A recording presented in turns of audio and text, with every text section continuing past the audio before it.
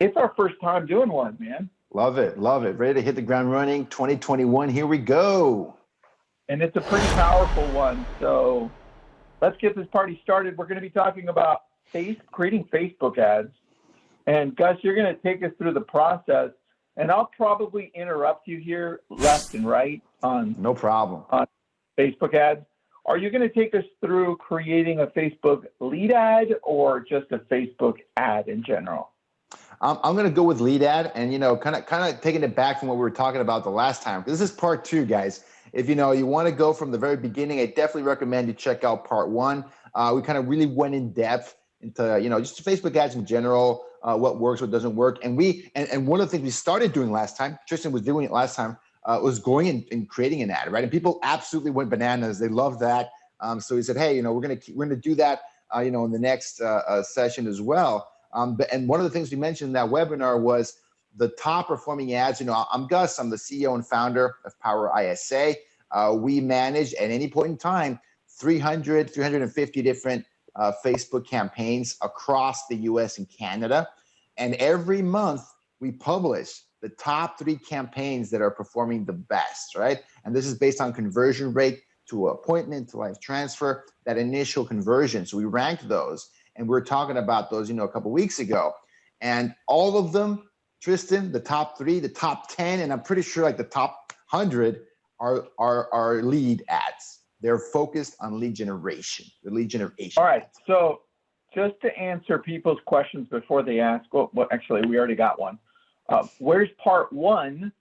We'll post that up into the webinar portion and then into the Facebook community. It's on YouTube on our channel. So we'll send that over, put that into the chat, we'll put that into the group. And then I want to ask a question before we get started, only so that I can better understand where we're at. Does everybody here just give me a yes or a no? Have you created a Facebook ad from scratch? Going into Facebook Ads Manager, I need a yes or a no. Good. All right. So we're getting a mix. We're getting a mixed one, Gus.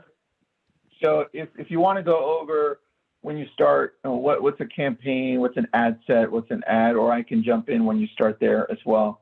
And some people used command to create one, which is completely different, right? Which is what I love that we're going to. And somebody said yes with awful results, and that's okay. That's why we're going to help you out with this one.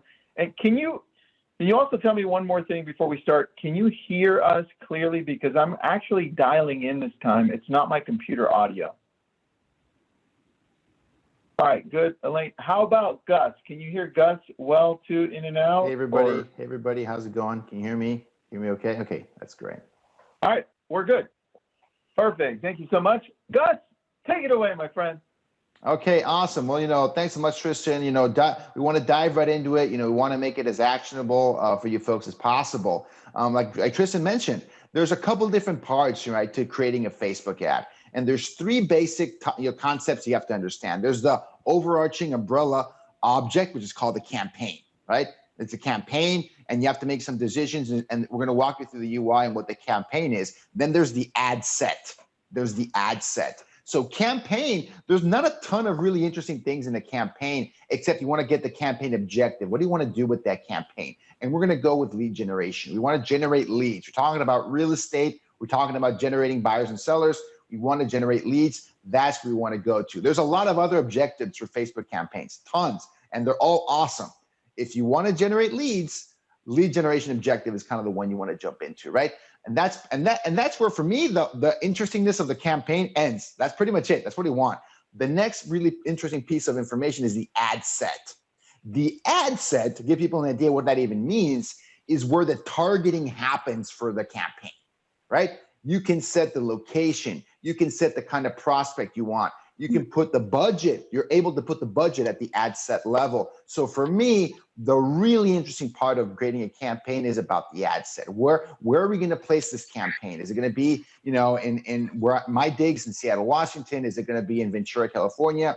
Are we going to target a certain mile radius? What are we going to do? And all that fun stuff happens at the ad set level, which is really, really interesting for me. And we talked about last time, but there's something called the special ads category. There's something called the special ads category. And that comes into play because when you start targeting, you don't have a ton of options to target in real estate on Facebook, right? They purposely took that away. There was, a lot of litigation. There were some issues there. There was compliance problems. So they said, okay, for real estate and a couple other categories, you can only use these tools, right? A certain mile radius. You can't use any of the demographic targeting, but you can use interest-based targeting. That's really, really powerful. It's probably the best tool that we have right now. So I'm going to talk about that as well. And then we're going to jump into the ad itself. That's really the last part of the process. Campaign, ad set, where all the targeting goes, and then the ad itself, which also has a couple of interesting, moving parts. So I'm going to jump right into it. I'm going to start sharing my screen, Tristan. Let me jump in here. Yeah, I can see it, buddy. I can see it. I just put my AirPods on, so hopefully that sounds a little bit clearer. I had a couple people tell me it sounded a little muffled, but hopefully that's a little better, guys. Okay. All right, cool. Okay, so can you see my ads manager, right? I do. Can you show me how you got there so people can actually, yeah. You want me to go there and show people got there, or you're good? Yeah, if you can do that, that's great. That way I don't already mess have it up. Saved. Yeah. I've already got it Perfect. saved on my, I just type in ads and it goes into my, like a shortcut. Yeah, not a problem. Let me go in. I'll show you something. I'm not sure if you had this too. Give me a second. I think it's this one. Give me 1 second. How's your day over there, man? Just starting out great. I've actually got, I think I've been on Zoom all day. That's always fun. Already? Already. Yeah, seriously. I love it, dude. Hold on. So we're not able to record the contents on your screen. I'll try it anyway. Tell me if it works, okay? Give me a second.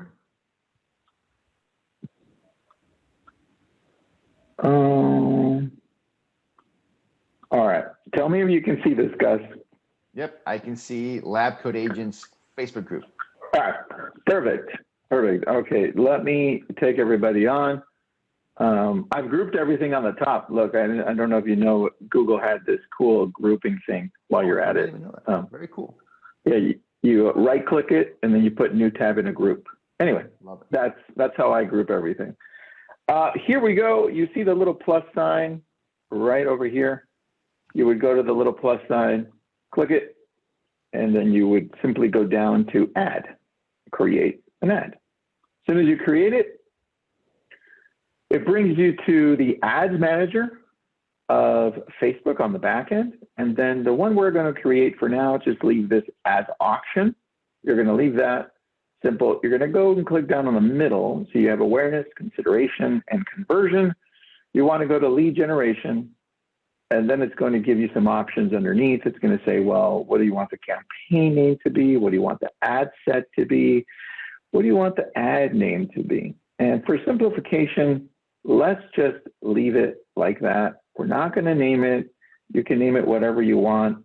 The campaign is just setting the overall name for that whole campaign that you're going to run. You can run a few different ads inside of that campaign. And then each ad is just how it presents itself, which we'll go into and show you. Now, as soon as I click continue, it's going to take me to creating an ad here. And this is where Gus can take over because he's going to go through that slight process as well. Yeah, 100%. That's exactly where I go. So I'm glad you did that, Tristan, because I actually accessed that exact same page a different way through my business manager. So there's some scenarios where, yeah. So if you don't know what business manager is, you're lucky because it is, I don't particularly love it. It's just more complication. It's more complication. So as manager, that's a great way to get there. That's what you got there. That's the important thing. There's some more advanced topics where you need, if you want to get into cool stuff like, custom audiences and like retargeting and like the in-depth, then you're going to have to deal with business manager. Sorry. But if you don't do that yet, start here. This is the 101. We want to get people started. We want to keep people launched. So that's the important thing. So I'm going to go to the exact same dialogue you were at. This is the same one that Tristan arrived at. We're talking about lead generation objective. I'm going to leave everything as is. I'm going to jump right into it. I'm going to continue to the next screen, and you can give your campaign name, right? I'm going to go, Seattle Homes List campaign. Perfect. That's awesome, right? Special ad category. I forgot. This is another thing at the campaign level that is also important. I'm going to make a housing ad. This is important to let Facebook know. You got to. It lets you select this, guys. Important piece of knowledge. Do not ever try to sneak one past Facebook. Create a housing real estate campaign without tagging it at housing, because you're going to get into a lot of trouble with Facebook. They will find you out. They're at least going to disable your ad manager. They might even disable your account, right? Because they're thinking you're in violation of that process. So trust me when I say this, comply. Be compliant. Don't try and go around the rules. It's important to do that the right way. Okay, and just for simplification, we're not going to turn on campaign budget optimization. We're not going to do anything more than that. We're just going to go on to the next one.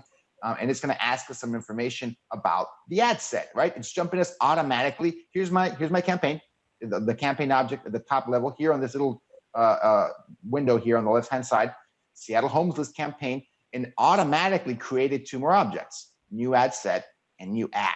It's already there. They're blank. It's a blank slate right now. Cool.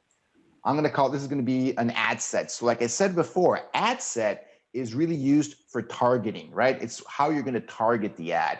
So in this case, I'm going to create a targeting that's going to be South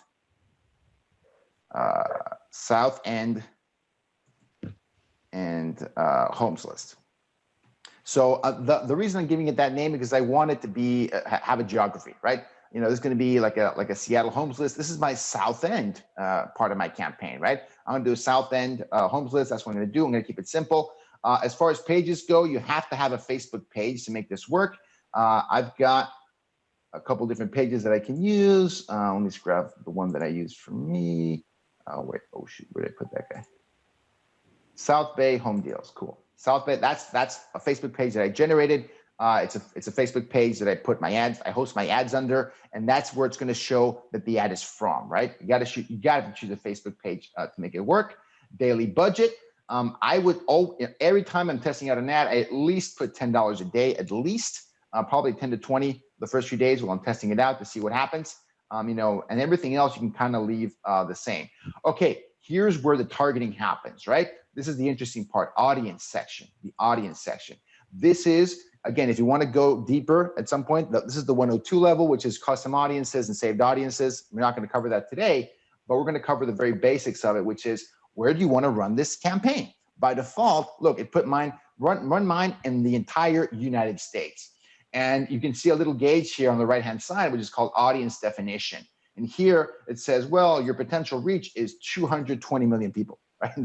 That's my current targeting. Not really good, not very targeted, not very useful for what I want to do. Because I want to find home buyers and sellers in the South End of Seattle. That's what I want to do. That's my target. That's my target audience and my target location. So I'm going to change this location and put it where I actually want it to be, right? I'm going to type in, I'm going to put Seattle. Oh, and here's another, this is really important, guys. I see people mess this up left and right because I used to live in Seattle. And I get, served a bunch of ads from real estate agents in Seattle, right? Because my guess is that they're choosing this option wrong, because it gives you the option here. It says people living or recently in this location, right? People living in this location, and so you want to make sure that you choose the right one. Because if you put people and again, this is my experience.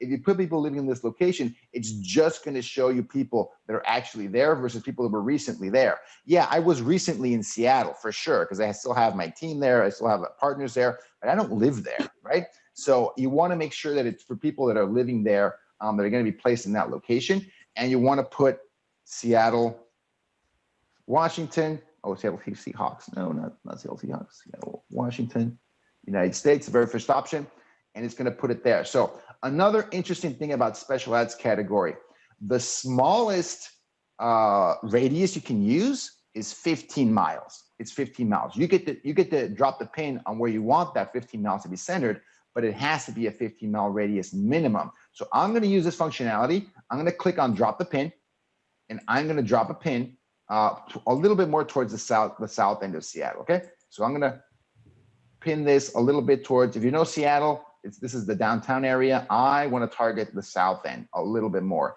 It's going to still target most of the metro area. It's just the way it works, but I wanted to be centered a little bit more in the southern part of Seattle. So there we go. And that's how I ran this campaign originally. I actually created a radius in that area. You really can't change any other part of this. You can't change the age. You can't change the gender. You can't turn on any kind of demographic targeting. That's just the way it is. What you can change are the interests. What are people interested in? This is probably what you want to play around with. So what I usually do, and again, I guess it's a step back here. Folks, I'm going to give you something that worked for me in this market in Seattle. It does not mean that it will 100% work in the market that you're in. I'm going to give you the guidelines. I'm going to give you the tools and the high-level steps. Where I can see things changing dramatically is what kind of interests work for you. The interests is going to help Facebook serve up this ad to the right person. So if you can look at my audience definition, once I selected Seattle, my audience definition changed. Instead of 220 million people, I've got 1.6 million people that I'm going to target. If I just leave everything as is and run my ad, it's going to be served up to about 1.6 million people. You know, I mean, that's better than 220 million, but that's not great, right? A sweet spot that I found and what a lot of our partners use, we probably want to do it between maybe a few 100,000. That's a pretty good sweet spot that I hear. You want to keep it below 1 million. You want to keep it above 100,000, and you kind of want to find that sweet spot for your area. That's easy to do in an area like Seattle where millions of people live.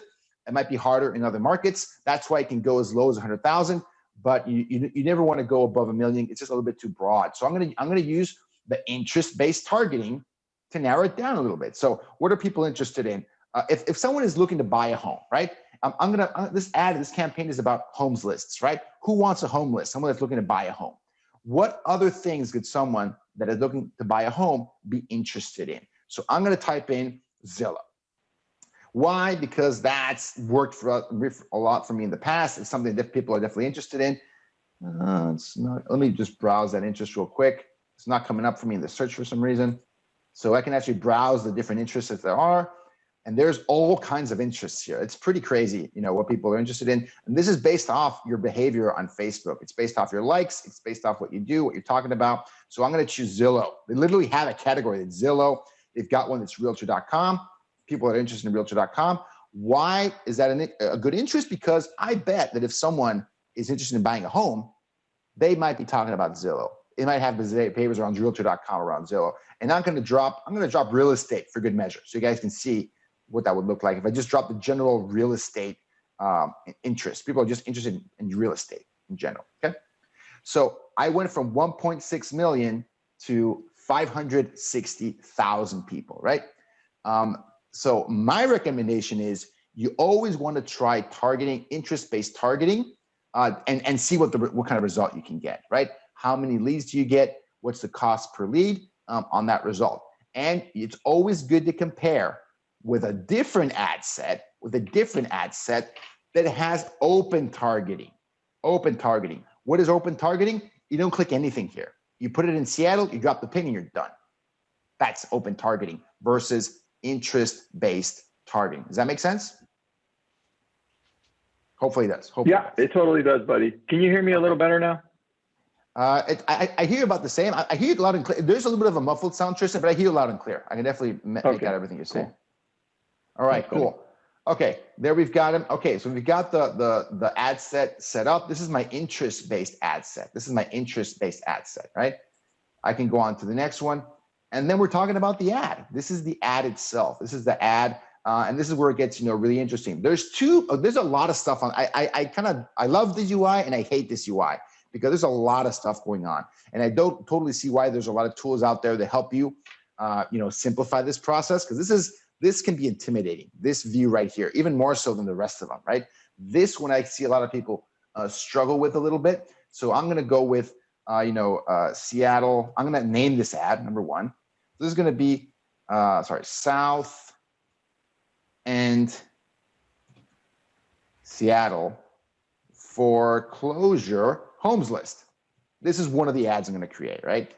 foreclosure homes list. This is going to have a list of homes. This is one of the top ads that we see, month in, month out. It's just a homes list. This is a specific kind of homes list. This is a I'm offering people foreclosed properties, right?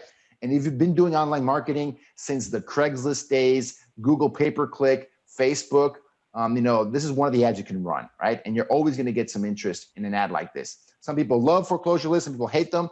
I'm just here to tell you what works. You definitely get to see, what that. Oh, flashbacks. People are getting flashbacks in the back. Absolutely. If you were doing digital marketing back in the Craigslist days, that's a decade ago, right? So it's been a while. It's been a while. So yeah, those kind of ads, those kind of lead magnets, they're lead magnets, their value. People are interested in them. They're going to generate clicks. They're going to generate interest even now. Okay, so you want to go down. You want to make sure that you have the right Facebook page that's already been selected. Instagram account. If you want to connect it to your Instagram account, you can do that as well. My recommendation is the ad you put on Facebook versus the ad you put on Instagram. What works really, really well on Facebook doesn't necessarily work really, really well on Instagram. I don't know what you think about that, Tristan. It's a little bit of a different game that you're playing, right? Yeah, it definitely is, man. But they do the changes for you here, right? Yeah, absolutely. So you don't really have to worry about it. Yeah, that's what I love. You can post it to both of them. It's going to make that, going to modify it there, and in my experience, I'm just, telling you what I've seen. Instagram is such a much more visual medium. I think if you can do something specific for Instagram, I think that's probably going to be the best. If not, Facebook kind of handles it for you, and it's going to publish them in both places if you want, right? So, well, hold on here on that really quick, if you can still hear me. Yeah. Gus, on the previous screen that you had, I don't want you to go back, but on the previous screen where it's asking you where you want this ad to be created, it's going to give you the option to either put it only on Facebook, only on Instagram, only on Messenger. Yep. Right? So if you were to do that, you could narrow it down. But here's the benefit of having Facebook choose for you when you choose all of them.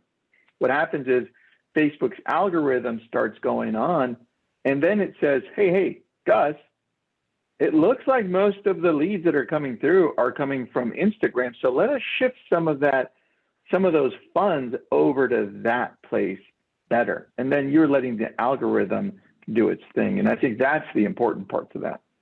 Yeah, absolutely. And I kind of skipped over that, but yeah, absolutely. A lot of the pros, the professional marketers, they will play around with the placement because they from experience, they know what kind of an ad, could potentially do better on a certain kind of placement. For most folks, I agree with Tristan. Let the algorithm do the work for you. If you don't know, you don't know yet, right? Once you become an ads expert in your area, then you might, hey, you know what? 90% of my people come from the main Facebook feed, right? And this ads manager tool will actually tell you that, right? And once you have a little bit of traction, you've got some traffic in there, you've got, a trained up algorithm for your campaign. The campaign itself will say, hey, like 99% of people are coming from the news feed in Facebook. It's as specific as that. The news feed is Facebook versus the sidebar versus the mobile versus desktop, all that fun stuff. If you don't know what I'm talking about, don't worry about it. Go broad, right? It's always better to go broad than drilling down too deep into this stuff before you actually know what you're doing. True. Okay, cool. So we're going to go ad setup. This is also a really important piece. There's a lot of different types of ads you can create within Facebook. Can be really intimidating. My recommendation, and all the top campaigns that we manage, are single image ads. For lead generation, for generating leads for real estate, this is still one of the top ones that we see, a month in and month out. There's other ones that are done, other companies manage more of them. That's great. And some of them can perform really, really well. Video ads are great, and they all have an objective. They all have a particular kind of objective that they're best for. For lead generation, we see the single image ads still perform the best, on average, day in and day out, right? So you want to make sure. So we're going to get into the creative aspect now. So I want to make sure, so now we're going into the creative part, the ad copy, and we're going to jump into like the image for the ad. So this is where I wanted to jump here. We're about halfway through the webinar. I'm glad, because this is where people, can get, okay, it's challenging, right? Hey, what do I put as an ad? What do I put as an image? What am I going to go in there? So I'm going to give you guys an example. This is a real world example of a really high performing ad, a really high performing campaign. And I want to thank my good friend Shane Hillier for giving me permission to use this creative, for this demo. I really appreciate that, because I got it from him. I'm gonna say, hey, I invented this on my own. So shout out to Shane. Love you, guy. I'll tag you in the comments somewhere. Shane, is a great marketer. Gave me permission to use this. So let me switch gears and go to that window right now. I'm gonna go to while you're switching over. Yeah. While you're switching over, I just want to let everybody know this is being recorded, so we're going to be able to post it to YouTube by tomorrow, and I'm going to get part 1 for you guys, so I'll post it up in the next few minutes. I'm looking for it right now. Perfect, and I love that. Yeah, because I think it always helps folks, when they've got a little bit of that context, right? So I'm going to jump into one of my favorite tools when it comes to digital, graphic design, like easy graphic design, Canva. Good old Canva. So one of the things I recommend, so I am not a digital, graphic designer. I don't have a lot of skills in that. But when I use Canva, I sure seem to be like a really awesome, designer. It comes out that way pretty effortlessly. So what I recommend here is creating a design within Canva, creating like a custom one. Don't use one of the templates, but use a custom one. And the size you want to go with, let me see what that size is again, because I never remember it by heart. What is that Canva size? It is, I think it's 1200 by 628. 1200 by 628. That's going to be optimizing it for the Facebook newsfeed. It's a great size. It's able to go on mobile. It's able to go on the desktop pretty well. 1200 by 628. You want to create a custom, a graphic there, and you want to get some pictures of homes. And remember, folks, we're creating this ad to attract buyers. That's what my campaign wants, right? It's a homes list. You're going to get buyers. What do buyers want? Buyers want to see homes. They want to see properties. What's the thing that's lacking in this market? Inventory, right? So you show people homes, you show people inventory. It's going to get their attention. And one of the things that Shane came up with, which is awesome, is this.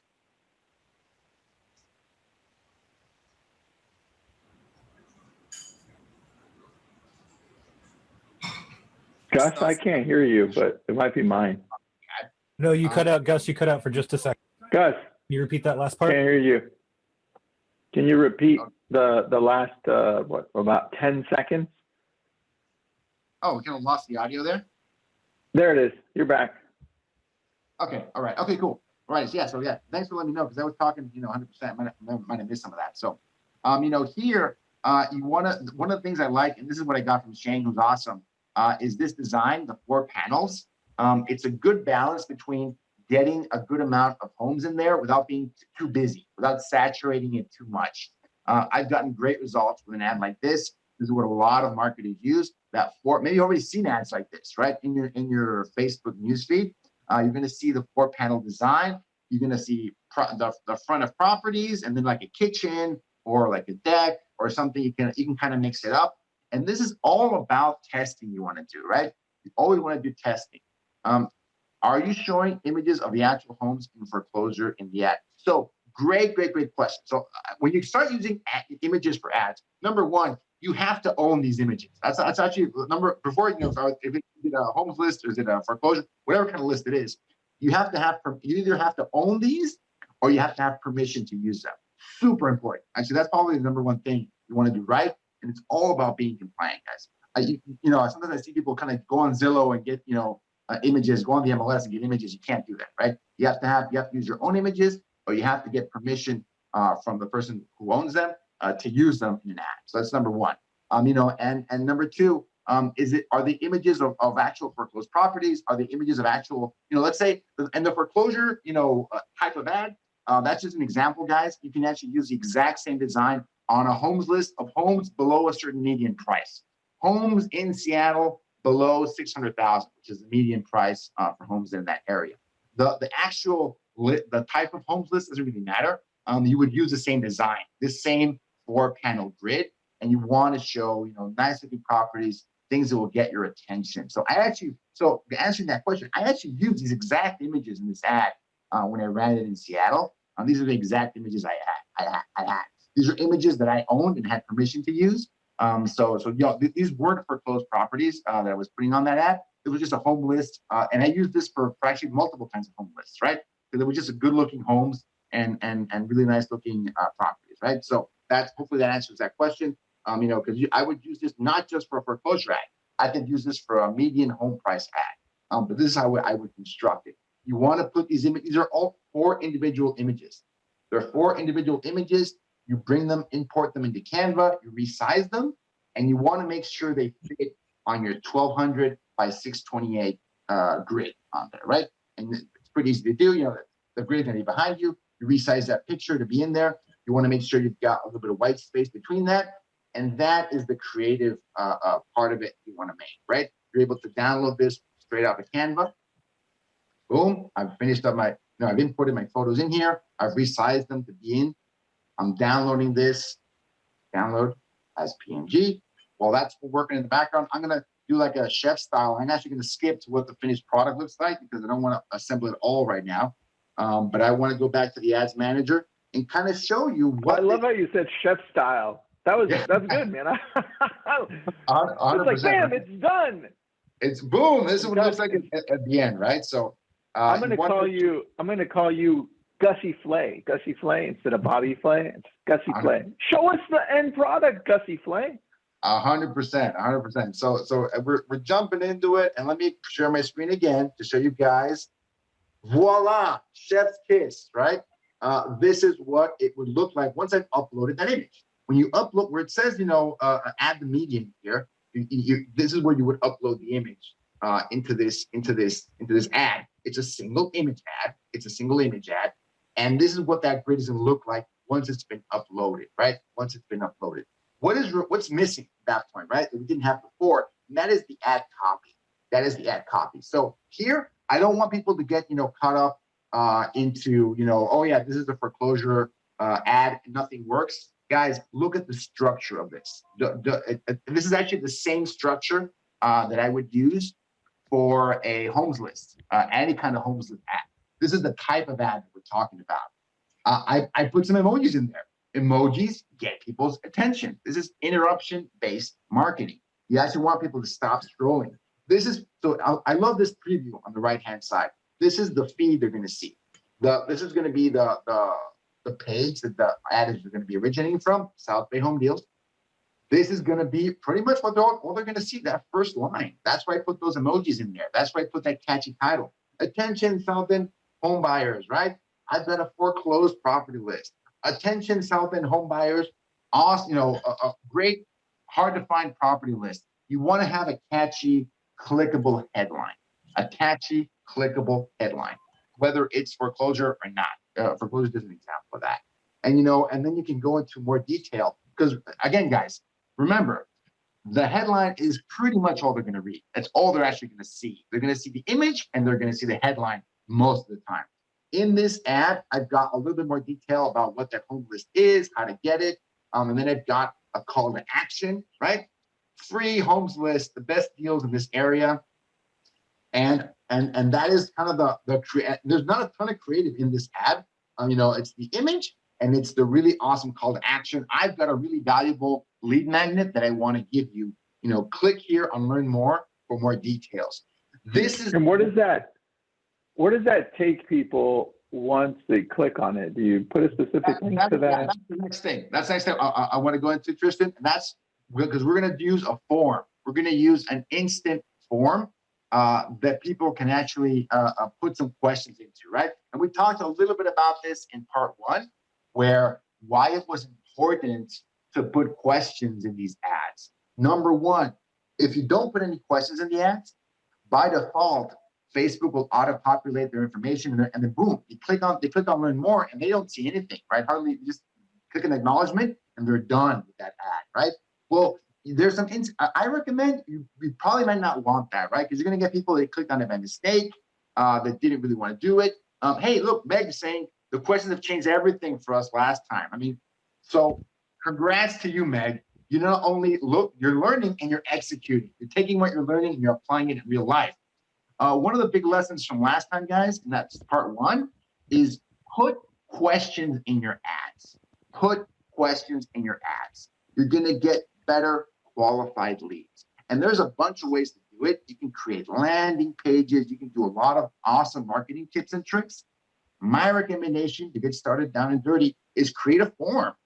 Create a form here through Facebook. Last time Tristan went into a little bit of detail here. You can do an introduction. This is where you would add some questions. What questions would I add into this form? Well, obviously this by default is going to put your full name and email.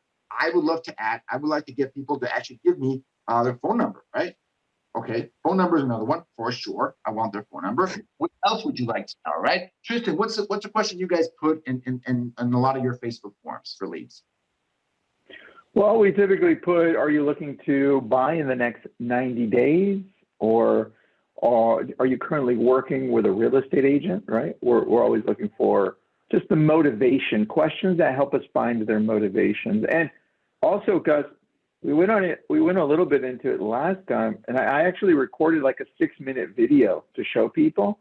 Love it. So if anybody's missing that one, I'm going to post it into the link. It's exactly what Gus is going to show here, and it's just on the questions because both Gus and I feel that this is a very important part that most people miss. Yeah, 100%, 100%. And I think the questions are very powerful. Another question you can ask in here, very relevant, very important, is do you own or rent a home? Right?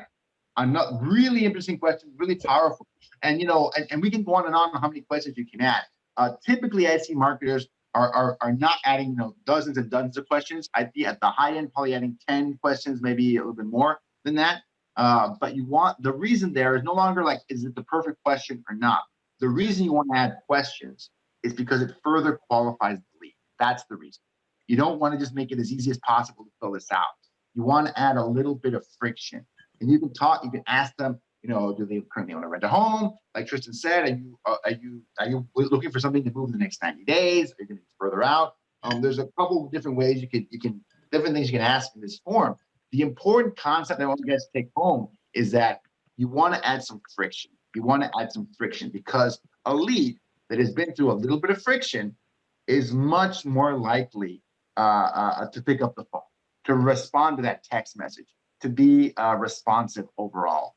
And I dropped this statistic last time, and I'm going to repeat it. In the Facebook campaigns that we work with, a typical Facebook campaign, we can convert to appointment 10, 15 of those leads out of 100. We can convert about 10 to 15 of them into an appointment or a life transfer. Pretty basic, pretty like clockwork. When we're talking about leads that go through friction and that actually have been through one of these questionnaires, the conversion rate jumps to 30%, all the way up to 40% for a Facebook ad, which I think is just bonkers, right? It's pretty crazy. So my recommendation to you guys is test out questions. Put questions in your lead formats. Do not make it effortless to drop that information.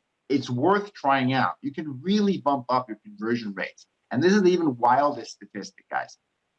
It is true that as you add questions, you're going to increase your cost per lead. What does that mean? It's going to get more expensive to generate 100 leads. When you make it effortless and instant click, it might cost you $1 to generate a lead through Facebook. There's cases where you can do less than that in some markets, right? Less than $1 for sure, no doubt. You're going to get a lot of invalid leads too. You're going to get a lot of people who are never going to respond to you, right? If you bump it up, let's say to $2, $3, even $4 a lead, right? You're going to increase your lead spend 100%. But if you increase the conversion rate and you make yourself more efficient by talking to more responsive leads, your cost per acquisition is actually going to go down. Let me repeat that. Your cost per lead can go up 100%, but your cost per acquisition for new real estate deal will actually go down because your phone calls are going to become more efficient, your appointments are going to become more efficient, and you're going to get more clients out of those same 100 leads. I would rather spend my time calling people that are going to convert at 30, 40% than calling 100 people that are going to convert at 10% or even less than that, right? Yes, I spent more money in one instance, but I actually got a better return on my investment in the second one. So my recommendation— That's the key right there. Yeah, and last time we went over this, and if you're questioning, well, should I put a question or should I not? How many questions should I ask? And what Gus said is right on point. The more you can take them through this funnel that Facebook has allowed us to create through questions, the more the probability is higher that these people are more real on the other end. So don't be afraid to do this. Your goal when you're creating these ads, because I see it all the time all over social media, Gus, the goal isn't to create a 25-cent lead. Like, who cares if you're getting a whole bunch of leads for 25 cents or 50 cents? That means absolutely nothing. Correct. Because they're top of funnel. The question is, are these leads higher quality because of their intent to purchase sooner rather than later, right? And if the lead now becomes a $7 to $8 to $9 a lead, but it's higher quality because they're going to purchase 3 months from now, dude, I'll pay for those all day. Right? And that's the key. Yeah, 100%, Tristan. Couldn't have said it better myself. You know, I think folks really need to try this out. They need to test it out because it can be a game changer. And I love that Meg, that's awesome. You tried it out from a couple of weeks ago to now, and she said it's been a game changer for her. If anyone is running Facebook ads in any kind of capacity, add some questions in there and see what happens, right? And again, folks, this is just the tip of the iceberg on what awesome stuff you can do with Facebook. We're not even talking about custom audiences. We're not talking about retargeting. We're not talking about all these other things. We're literally just talking about creating an ad, putting a couple bucks in it, like 10, 20 bucks in it a day, and generating some leads. Adding these questions will increase the quality of those leads pretty dramatically. And without even jumping into the other stuff. This is something that everyone on this webinar can do. Give it a try it out. If you're already running Facebook ads, you absolutely need to test this. If you've never run a Facebook ad in your life, well, then we just gave you a heads up, right? You got a leg up on everybody else. Try it out with some questions in there as well. The people that are going to see the biggest dramatic shift are the ones that ran it without it, right? Are the ones that ran it without the lead form. So that's what you want to do. So I'm back here in my ads, the UI, and I deleted the form that I was creating because I already have a lead form in here. One of the things that is the bane of my existence, Tristan, is it doesn't let you edit these lead forms once you've created them. I don't know why. I'm sure there's a great reason for that. But anytime you want to go and change something, you have to create one from scratch. You can duplicate it. You can create a duplicate. Start from a duplicate lead form and then change it. But it will not let you edit and change an existing lead form unless I don't know how to do it, Tristan. But I have not found a way to make that work. It's just duplicate and start over, and make it again and kind of switch it up. Yeah, they don't want to, according to what they told us a while ago, was they don't want to misguide people, because if somebody keeps on running the same ad that's for like 7 years, Gus, that has like 2 million likes and like 100 million views, right? This is why, because they could just keep on running it and keep on renewing it. Oh, right, because you lose some of those, you lose some of that. That's the reason behind it. I got you. I understood, and that totally makes sense. That definitely, I totally get it. So, and this is pretty much it. So this is, and there's a lot of more stuff here, guys. There's so much stuff on this UI. It's a very busy UI. But what I just went through are the basics of it, right? The primary text, the headline, call to action. I always use learn more. Call to action, learn more, because I think it's very neutral. It's like, hey, click here and the next thing's going to happen. Learn more. I think it's a very neutral kind of call to action, not too crazy. And the question format, the instant form, 100%. You want to create, if you don't have one, create a new one, put some questions in there. And everything else, the rest of this stuff is unbelievably powerful. It's not necessary to run this campaign, right? I don't want to, minimize it, but it's just not necessary to go. The next thing you need to do is hit that publish button. And here's the last part of this demo. This publishing process is hazardous, right? And the more you do this, the more you run into kind of the quirks of Facebook. And I've seen, for whatever reason, there was a lot of things going on in the last few months. There was the election, Black Friday, the holiday season. The ads were busy. There was a lot of stuff going on, I'm sure, for Facebook. So ad approvals for me went from like an hour or two to like a day or two, right? and I had ads that never got approved. That if I resubmit, I started from scratch. I literally made a new campaign, made a new ad set, made the ad again, the same information, it got approved almost instantly. So why is that? I don't know.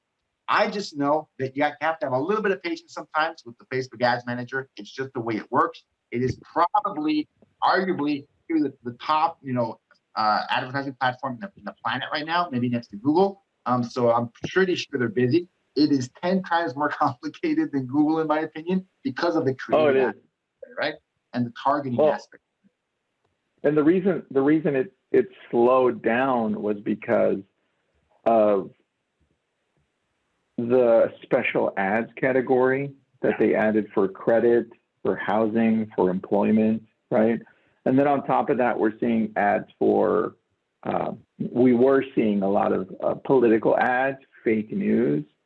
So they actually put a whole process into place to be able to do a better job of giving us better quality ads, right? So that's why the delay is there. But that's a great question. And I'm gonna go ahead and answer some questions with you, Gus, here.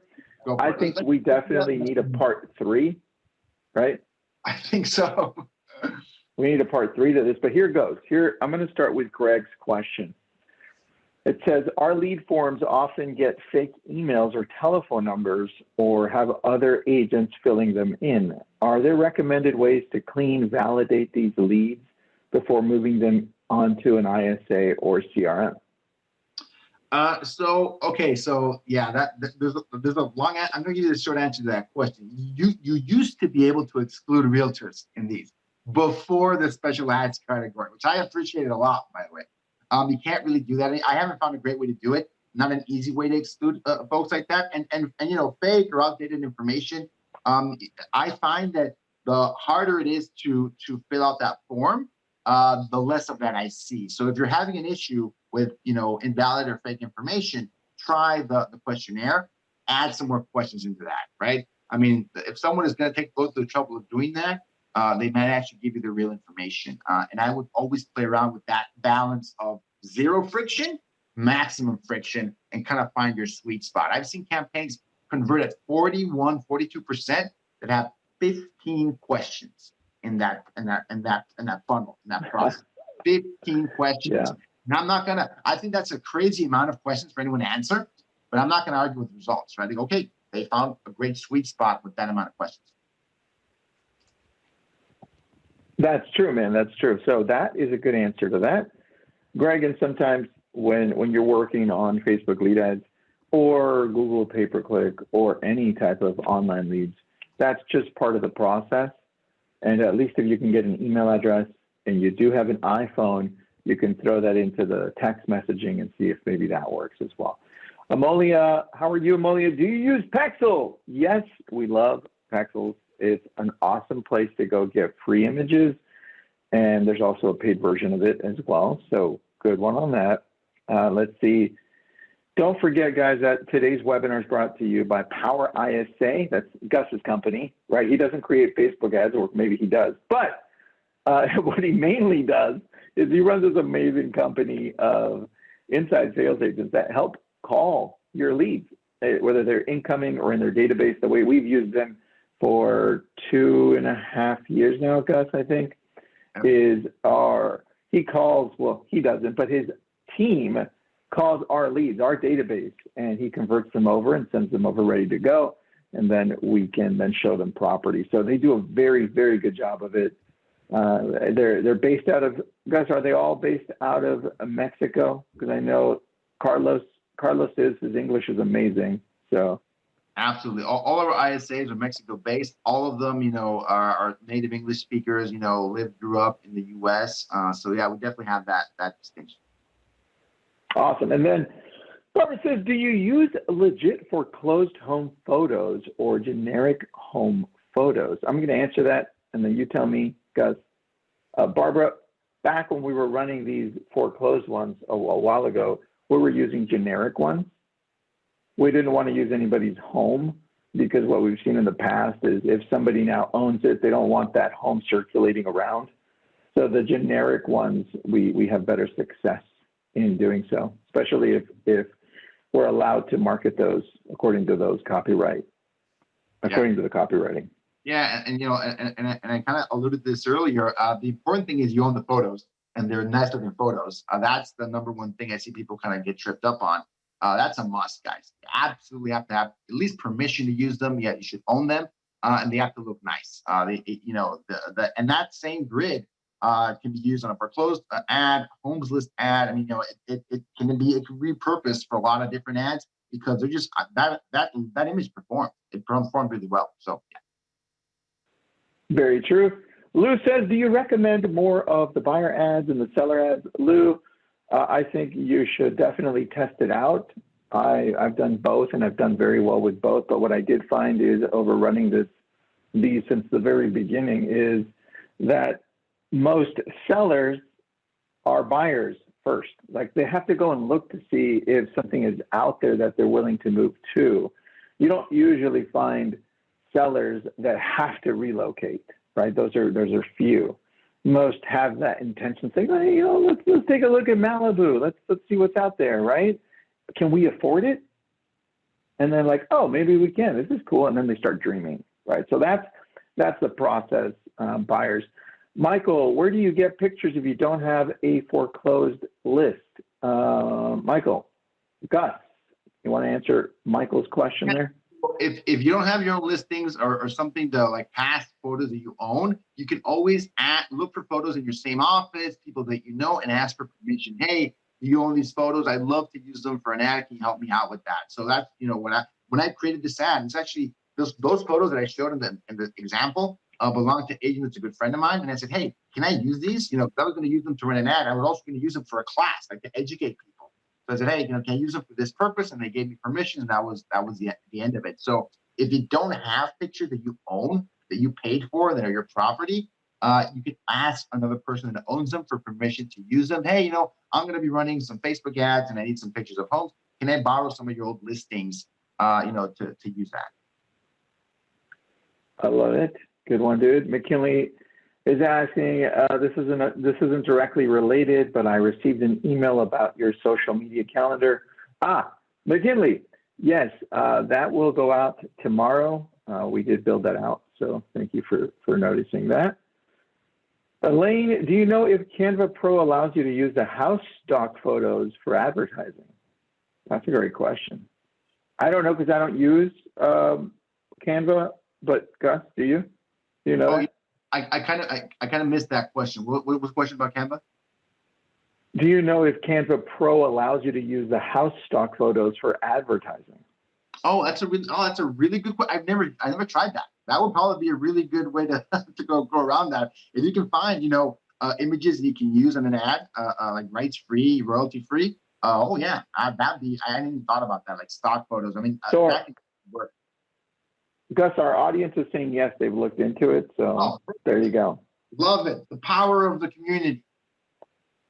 I love it. All right, let's see what else we got. Good. All right. I think we got most of them. I know we didn't because we had over 100 of you on here and plus another 100 on Facebook. So we're going to do a part 3. Gus, what do we talk on part 3? Should we talk about the follow-up and the conversion? Because I think that's what ties it all together because you guys help out with that so much.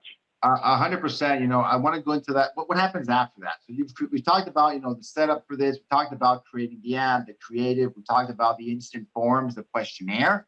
Okay, great. I've got it set up, right? Like Meg, you got to go join us for part 3 because this is the next part. Okay, great. You're generating those leads. Okay, they're answering the phone. Now what happens, right? So I want to go a little bit more into depth into that. What is that challenge? What kind of mindset you should approach? And what have we learned from doing this at a high level, setting 100 appointments a day, mostly with Facebook leads, that works the best? I'd love to go deep dive into that next time in a couple of weeks. Well, let's do it, man. I love this. I think we can go to, okay, so we're in 2021. We have how many of these do we have in a month? Usually 1 or 2? We have 2. I think we have 2. So if we do 2 times 24, we're already on part 2. I think we can go to part 26 of this. I'm joking. Let's just probably stop at part 3 and do something else. Hey, and I would love people like, hey, what's the next step? We're going to talk about conversion. I think that kind of closes the loop on the 101. What's the 102 people would like to learn about? Oh, Is dude, it we the can go deeper into Facebook ads. Yeah, what's Yeah. the 102 for Facebook? Okay, now you've mastered creating ads. You're generating leads. Okay, what's going to take it to the next level? I feel it's going to be retargeting, but I would love to hear people if they want help with that, because that is like the weapon of mass destruction of online. That's why it doesn't destroy things. It's powerful. It's a nuclear weapon of online advertising. It's going to take campaigns to the next level. It's what a lot of the awesome companies that are doing this are just killing it with that, are able to really take it to the next level. I'd love to do like a 101 on retargeting soon. Definitely do that coming up soon. All right, after conversion, we can do part 4, retargeting. Part 4 retargeting. I think part 4 is fine. Maybe we'll end with part 4 because I think we could keep going for a little bit. Absolutely. All right. All right. Gus, thank you so much. Gus is with Power ISA. Check them out. I use them. I've used them for almost 3 years now. I love them. Gus, thanks so much, my friend. Appreciate it. Thanks, everybody.